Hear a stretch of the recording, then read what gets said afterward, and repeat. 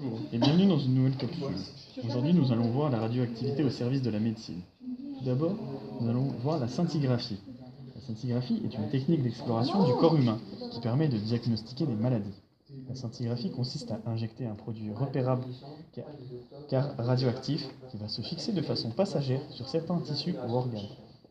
Le produit radioactif est choisi en fonction de l'organe que l'on souhaite étudier, poumon, os, thyroïde, cœur.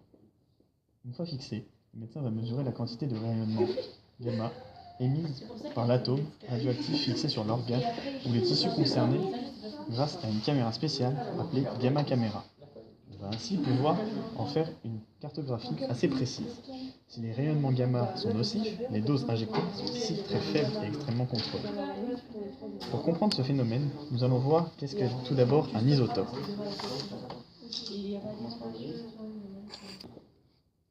Un isotope les éléments peuvent avoir plusieurs isotopes. Même nombre de protons Z, mais nombre de neutrons différents. Certains isotopes sont stables, mais d'autres sont radioactifs et vont subir des transformations nucléaires pour devenir stables. C'est bon. Les rayons gamma sont produits par la désintégration des atomes qui sont présents après l'injection. C'est bon. La présence des rayons gamma s'explique par le fait de la désintégration des isotopes. Ces désintégrations peuvent être différentes selon les noyaux des isotopes, soit alpha, soit bêta+, soit bêta-. Il y a différentes équations pour pouvoir expliquer cette désintégration et arriver à un atome stable. Vas-y, go. Ce n'est pas tout.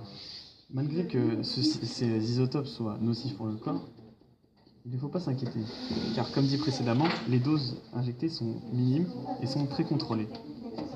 Et les dangers sont très faibles, car la désintégration en fonction de l'isotope est souvent très rapide.